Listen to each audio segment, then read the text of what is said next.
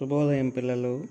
నేడు 6వ తరగతి తెలుగు పాఠ్యపుస్తకంలో ధర్మ నిర్ణయం అనే పాఠ్యాంశం చెప్పుకుందాం. ఈ పాఠ్యాంశం ప్రక్రియ చారిత్రక కథ, ఇతివృత్తం స్థల పురాణం. ఈ పాఠ్యాంశం కవి సేకరణ. అంటే ఈ పాఠ్యాంశాన్ని విశ్వనాథ సత్యనారాయణ రాసినటువంటి ఆంధ్ర ప్రశస్తి, శ్రీ కనకదుర్గ ఆలయ స్థల మహత్యం వాటికి ఆధారంగా ఈ పాఠ్యాంశాన్ని ఇవ్వడం జరిగింది. పాఠ్యాంశంలో మొదటిగా ఆలోచించి మాట్లాడడం అనే అంశాన్ని చెప్పుకుందాం. ఇక్కడ మనకి కొన్ని చిత్రాలు ఉన్నాయి. ఆ చిత్రాలను పరిశీలించండి. ఆ చిత్రాలతో పాటు అక్కడ కొంత విషయం కూడా ఉంది. అది చదివి అవగాహన చేసుకోండి. ఇప్పుడు చిత్రాలను చూసి కథను చదవండి, మాట్లాడండి.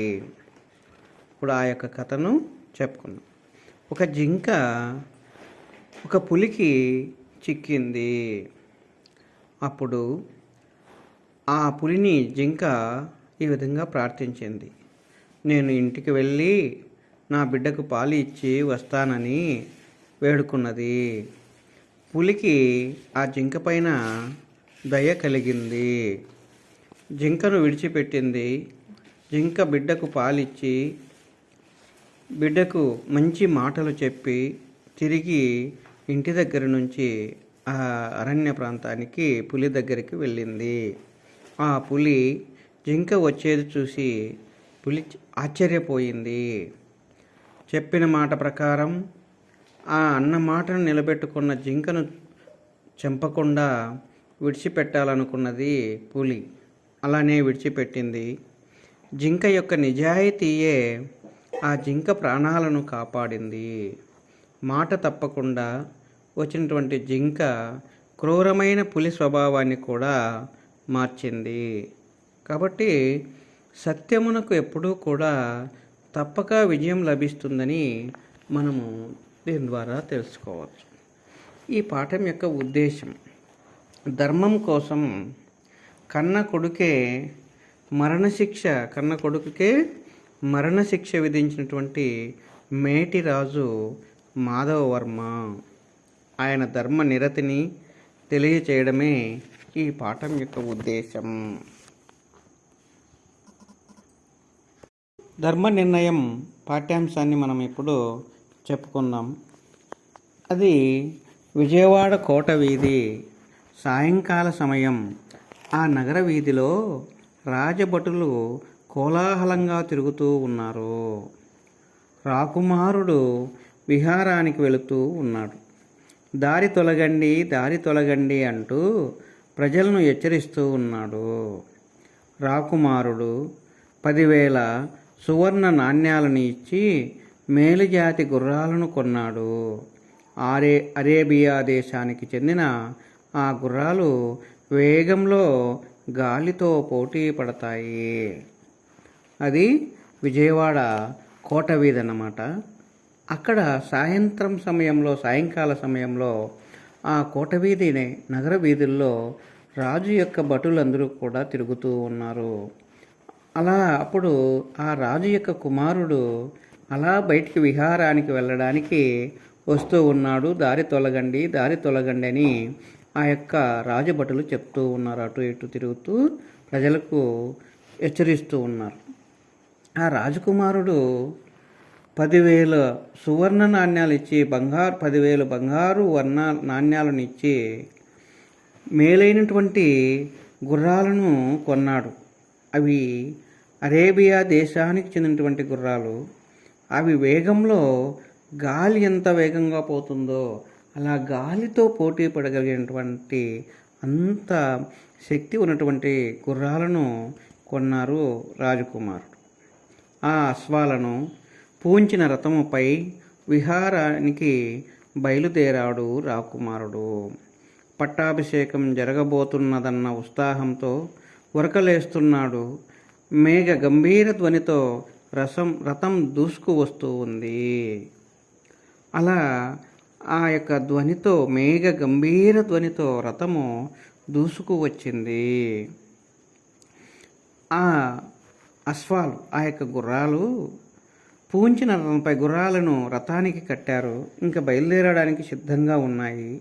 ఎక్కడికి? విహారానికి. అలా బయలుదేరాడు రాజకుమారుడు. ఆ రాజకుమారునికి పట్టాభిషేకం కూడా దగ్గరలో జరగబోతుందనే ఉత్సాహంతో ఆయన ఎంతో ఉత్సాహంగా ఉరకలేస్తూ ఉన్నాడు. అంత ప్రోత్సాహంగా చాలా హుషారుగా ఉన్నాడు. మేఘం ఎలా గర్జిస్తుందో అంత గంభీరమైనటువంటి శబ్దం చేస్తూ ఆ రథం వేగంగా వచ్చేసింది. ఆ రథానికి కట్టినటువంటి వాటికి కట్టిన గుర్రాలు వాయువేగంతో పరిగెడుతూ ఉన్నాయి. మెరుపు వేగంతో క్షణంలోనే ఆ ప్రదేశాన్ని దాటిపోయింది రథం. ఆ రథచక్రాల కింద పడి ఒక యువకుడు అసువులు బాశాడు. ప్రజలందరూ చుట్టూ చేరి తమ సానుభూతిని తెలియజేశారు. ఇంతలో అక్కడికి చేరుకుంది ఆ యువకుని తల్లి. కొడుకు ఆకస్మిక మరణానికి ఆ తల్లి గుండె పగిలింది. ఈలోపు సూర్యుడు అస్తమించాడు. ఆ విధంగా వేగంగా ఆ మేఘాలు గర్జిస్తే ఎలా శబ్దం వస్తుందో అలాంటి శబ్దం చేస్తూ ఆ యొక్క రథము ఎంతో వేగంగా వచ్చేసింది ఆ పురవీధుల్లోకి. ఆ రథానికి కట్టినటువంటి గుర్రాలు గాలి ఎంత వేగంగా పోతుందో అంత వేగంతో పరిగెడుతూ ఉన్నాయి. ఆ మేఘాలతో పాటు మెరుపు వస్తే ఎంత వేగంతో మెరుపు వస్తుందో, శబ్దం కంటే కూడా ముందుగా మెరుపు వస్తుంది. అలా మెరుపు వేగంతో ఆ మెరుపు ఎలా వస్తుందో అంత ఆ విధంగా ఆ క్షణంలోనే ఆ ప్రదేశాన్ని దాటి వెళ్ళిపోయింది ఆ రథం. అలా వెళ్ళేటప్పుడు ఆ రథం యొక్క చక్రాల కింద ఒక యువకుడు పడి ప్రాణాలు వదలడం జరిగింది. ప్రజలందరూ కూడా ఆ యొక్క ప్రాణాలు పోయినటువంటి అతన్ని చూసి చుట్టూ చేరి అయ్యో పాపమని సానుభూతిని తెలియచేస్తూ ఉన్నారు. ఇంతలో అక్కడికి ఆ చనిపోయినటువంటి యువకుని యొక్క తల్లి అక్కడికి రావడం జరిగింది. కొడుకు మరణించిన విషయాన్ని చూసి ఆ యొక్క తల్లి ఎంతో బాధపడింది. ఎంతో బాధపడి ఏడ్చింది. తన గుండె పగిలేలా ఏడ్చింది. ఈలోపు సూర్యుడు అస్తమించి రాత్రి అయ్యింది. మరునాడు ఉదయం ఎప్పటిలాగే ప్రశాంత వదనంతో మూర్తీభవించిన ధర్మంలాగా కొలువు తీరాడు ప్రభువు మాధవవర్మ. అతడు ప్రజానురంజకుడు, ధర్మబుద్ధి ఆశ్రితవత్సలుడు, ఆ పన్నుల పాలిటి కల్పవృక్షం. ఆ సమయంలో శోకదేవతలాగా ఒక వృద్ధురాలు సభలోకి ప్రవేశించింది. నెత్తురు అట్టలు కట్టిన కుమారుని మృతదేహాన్ని రాజు ముందు ఉంచింది. ఓ రాజా, నాకు ఇతడు ఒక్కడే కొడుకు. మా కుటుంబానికి ఇతడే ఆధారం. మీ కుమారుని రథచక్రాల కింద పడి మరణించాడు.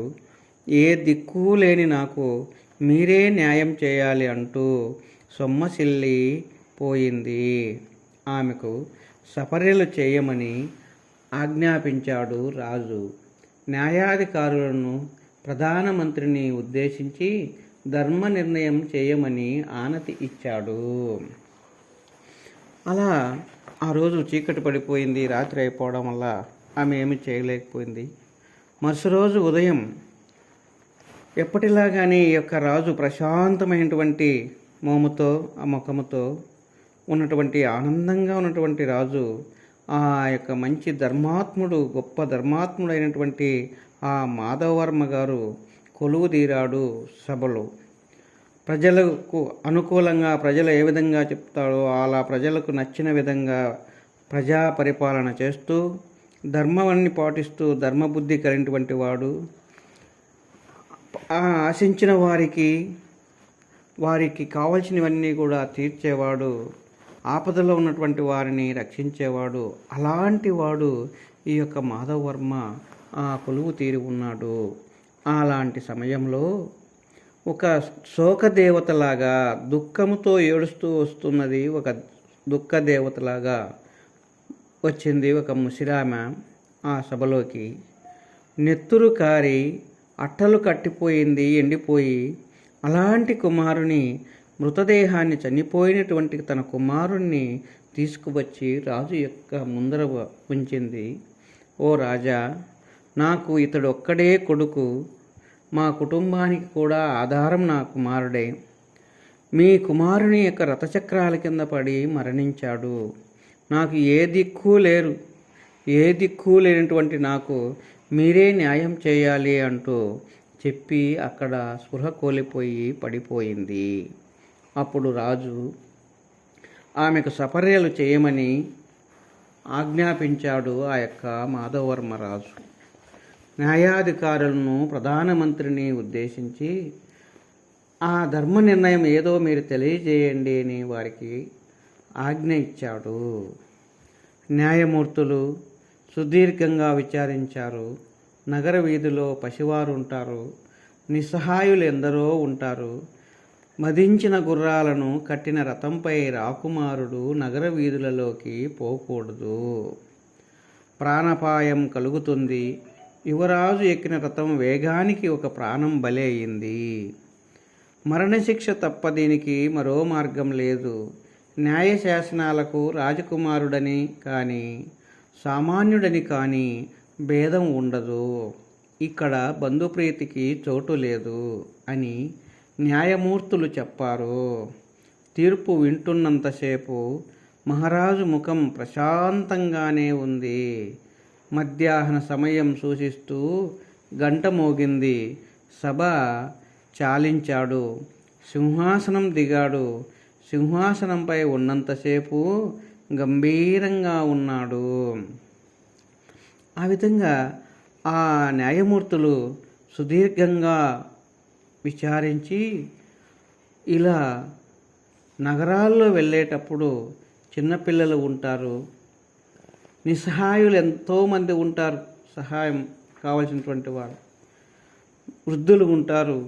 ఈ విధంగా బాగా గర్వంతో వేగంగా పరిగెత్తే గుర్రాలను కట్టి రథం పైన రాజకుమారుడు ఆ నగర వీధుల్లోకి వెళ్ళకూడదు, అలా పోయాడు అని చెప్తూ, అలా వెళితే ప్రాణాపాయం జరుగుతుంది, ప్రాణ నష్టం జరుగుతుంది. ఆ రాజకుమారుడైనటువంటి యువరాజు ఎక్కిన రథము అంత వేగంగా వెళ్ళడం వల్ల ఒక ప్రాణం పోయింది. ఆ రథం కింద పడి ప్రాణం పోయింది. రథం పరంగా ఒక ప్రాణం బలి తీసుకోవడం జరిగింది. కాబట్టి దీనికి మరణశిక్ష తప్ప వేరొక మార్గం లేదు అని ఆ యొక్క న్యాయ నిపుణులు తెలియజేయడం జరిగింది. న్యాయ శాసనాలు, ఆ యొక్క చట్టాలు రాజకుమారునికైనా సామాన్యునికైనా ఒకటే చట్టం ఉంటుంది, కానీ రాజకుమారునికి ఒక చట్టము, సామాన్యునికి ఒక చట్టమని ఉండదు. ఎవరికైనా ఒకటే చట్టమని కూడా చెప్పడం జరిగింది వాళ్ళు. ఇక్కడ బంధుప్రీతి, తనవాడు తన బంధువు అనే దానికి ఇక్కడ ఎక్కడా చోటు లేదు అని న్యాయమూర్తులు తెలియజేయడం జరిగింది. ఆ యొక్క తీర్పు వింటున్నంతసేపు మహారాజు ముఖం ఎంతో ప్రశాంతంగానే ఉంది. అప్పటికి మధ్యాహ్న సమయమైందని సూచిస్తూ గంట మోగడం జరిగింది. ఆ మధ్యాహ్న సమయం గంట మోగడం వల్ల ఆ సభను అప్పటికి ముగించి సింహాసనం మీద నుంచి దిగాడు. సింహాసనం పైన ఉన్నంతసేపు ఆయన ఎంతో గంభీరంగా ఉన్నాడు. గద్దె దిగగానే పుత్ర వాత్సల్యం పెళ్ళుబికింది. హృదయంలో బాధ కట్టలు తెంచుకుంది. దుఃఖ పరవశుడయ్యాడు. మంత్రులు రాజును అంతఃపురానికి చేర్చారు. అప్పుడు రాజుతో ఇలా అన్నారు: న్యాయమూర్తుల తీర్పును ప్రభువు మార్చవచ్చు, దుఃఖించవద్దు అని ఓదార్చారు. వివేకి, ధర్మాత్ముడైన మాధవవర్మ, నేను నా ఏకైక కుమారుని గురించి బాధపడుతున్నాను, కానీ ధర్మ నిర్ణయం గురించి విచారించడం లేదు అని పలికాడు. తనకు ధర్మ కార్యాచరణే తప్ప స్వపరభేదం లేదని కుమారునికి మరణశిక్ష విధించాడు.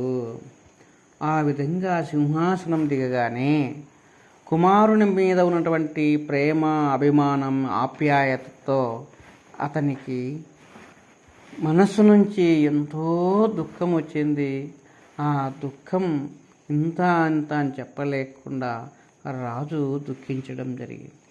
అలా దుఃఖిస్తున్నటువంటి రాజును మంత్రులు తీసుకువెళ్ళి అంతఃపురం చేర్చి ఇలా అన్నారు రాజుతో, న్యాయమూర్తులు తీర్పుని ఇవ్వడం సహజం. ఆ తీర్పును రాజు మార్చవచ్చును. కాబట్టి మీరు ఏమి దుఃఖించకుండా అది మార్చవచ్చు అని వాళ్ళు చెప్పుతూ రాజుగారిని ఓదార్చారు. అందుకు మీరు దుఃఖించవద్దు అని చెప్పి ఓదార్చడం జరిగింది. ఆ తెలివి అయినటువంటి వారు, వివేకవంతుడు, ధర్మాత్ముడైనటువంటి ఆ మాధవవర్మ ఆ రాజు ఇలా అన్నాడు, నాకు ఒకే ఒక కుమారుడు ఉన్నాడు. ఆ కుమారుని గురించి బాధపడుతూ ఉన్నాను. కానీ ఆ యొక్క న్యాయ నిపుణులు చెప్పినటువంటి ధర్మ నిర్ణయం కూర్చి నేను ఏమాత్రము బాధపడలేదు అని వారికి తెలియచేశాడు. నాకు ధర్మం ఆచరించడమే తప్ప నావాడు పరవాడు అనే భేదం నా దగ్గర లేదు. నా కుమారునికి మరణశిక్ష అని చెప్పి నా కుమారునికి కూడా మరణశిక్ష విధిస్తున్నానని మరణశిక్షను కూడా విధించాడు. ఆ సాయంకాలమే ఆ శిక్షను అమలు చేశారు. ధర్మో రక్షతి రక్షితః అంటే ధర్మాన్ని మనం రక్షిస్తే అది మనల్ని రక్షిస్తుంది అన్న సూక్తికి నిదర్శనంగా దుర్గామాత తన భక్తుడైన మాధవవర్మ పట్ల ప్రసన్నురాలయ్యింది. ప్రభువు ధర్మనిరతికి సంతోషపడింది. ఇంతలో హఠాత్తుగా కొండపై ఒక గర్జింపుతో వాన మొదలయ్యింది. జలజలా కురుస్తుంది, గలగలా కురుస్తుంది. ఆశ్చర్యం. ఆ సాయంకాలమే తన కుమారునికి మరణశిక్షను కూడా అమలు చేయమని చెప్పి అమలు చేశాడు. ఆ విధంగా మాధవవర్మ అనే రాజు తన కుమారుడని కూడా చూడకుండా మరణశిక్ష వేయడం జరిగింది. ధర్మో రక్షితః అన్నారు. అంటే ధర్మాన్ని మనం రక్షిస్తే అది మనల్ని రక్షిస్తుంది అనే సూక్తిని నిదర్శనంగా ఆదర్శనంగా తీసుకున్నటువంటి వాడు ఈ యొక్క రాజు. అలాంటి రాజును దుర్గామాత భక్తుడితను. ఆ దుర్గామాత తన భక్తుడైనటువంటి వాడు ఈ మాధవవర్మ ఇలా ధర్మాన్ని ఆచరించాడు, నావాడు అనే పరవాడనే భేదం లేకుండా ధర్మాన్ని పాటిస్తున్నాడని ఆ యొక్క దుర్గామాత దేవత ప్రసన్నురాలైంది రాజుగారి పట్ల. ఆ రాజు యొక్క ధర్మానికి సంతోషపడి ఆ యొక్క సంతోషపడమే కాకుండా అక్కడ అమలు అయితేనే ఆ శిక్ష మరణశిక్ష అంతలో అక్కడ ఆ ప్రాంతంలో హఠాత్తుగా ఉన్నట్టుండి కొండపైన ఒక పెద్ద ఉరుములతో వర్షం మొదలైంది. అక్కడ జలజలా కురుస్తూ ఉంది వర్షం. గలగల శబ్దాలు చేస్తూ కురుస్తుంది వర్షం. దాన్ని చూసి అందరూ కూడా ఆశ్చర్యం కలిగింది వాళ్ళకి. అలా ఒక గడియ పాటు ఎడతెరిపి లేకుండా విజయవాడ నగరమంతా బంగారు కాసుల వాన కురిసింది. బిలబిలమంటూ ప్రజలు వీధుల్లోనికి పరిగెత్తారు. అలా కనకవర్షం కురిపించిన దుర్గాదేవిని ఆనాటి నుంచి కనకదుర్గగా పిలుచుకుంటూ ఉన్నారు ప్రజలు. ఆ విధంగా ఆ శబ్దాలు చేస్తూ జలజలా కురుస్తుంది, గలగలా కురుస్తుంది. అందరూ ఆశ్చర్యపోయారు. వర్షం పడేది చూశారు, వర్షం పడుతుంది. కానీ ఇక్కడ ఒక గడియ పాటు ఎలాంటి విరామం లేకుండా ఆ విజయవాడ నగరం అంతా కూడా బంగారు కాసులతో ఆ బంగారు కాసుల వాన కురిసింది. అంతా బంగారు యొక్క రూపాయలు బంగారు కాసుల వాన కురిసింది. ప్రజలంతా కూడా బిలమిలమంటూ పరిగెత్తుకుంటూ వెళ్ళి ప్రజలు ఆ వీధుల్లో పడుతున్నటువంటి ఆ కనక వర్షాన్ని కనకానికి తీసుకొని వెళ్ళడం జరిగింది. అలా కనక వర్షం కురిసింది కాబట్టి అలా కనక వర్షాన్ని కురిపించింది కాబట్టి ఆ యొక్క దుర్గాదేవిని ఆ రోజు నుంచి కనకదుర్గగా అని కనకదుర్గ అని పిలుచుకుంటూ ఉన్నారు ఆ ప్రాంతంలో ఉన్నటువంటి ప్రజలందరూ. ఈ విధంగా దుర్గామాత కనకవర్షం కురిపించడం వల్ల కనకదుర్గగా మారింది. ఆ యొక్క దుర్గాదేవి అనుగ్రహంతో రాకుమారుడు, యువకుడు సజీవులయ్యారు. మాధవవర్మ ధర్మ నిర్ణయాన్ని ప్రజలందరూ మెచ్చుకున్నారు. రాకుమారుడు తర్వాత యువరాజుగా పట్టాభిషిక్తుడయ్యాడు. ఆ విధంగా దుర్గామాత కనకవర్షం కురిపించడమే కాకుండా ఆ దుర్గామాత అనుగ్రహంతో రాజు యొక్క కుమారుడు, ఆ రథము కింద పడి మరణించినటువంటి యువకుడు ఇద్దరూ కూడా తిరిగి ప్రాణాలతో బ్రతకడం జరిగింది. వారిద్దరూ జీవిస్తానే, సజీవులైతానే అందరూ సంతోషపడ్డారు. మాధవర్మ అనే రాజు అతని యొక్క ఆ ధర్మానికి కట్టుబడి తన కుమారుని కూడా శిక్ష వేసినటువంటి ఆ నిర్ణయానికి ప్రజలందరూ కూడా మెచ్చుకున్నారు. తర్వాత రాజకుమారుడు యువరాజుగా పట్టాభిషేకం పొంది యువరాజుగా ఉన్నాడు.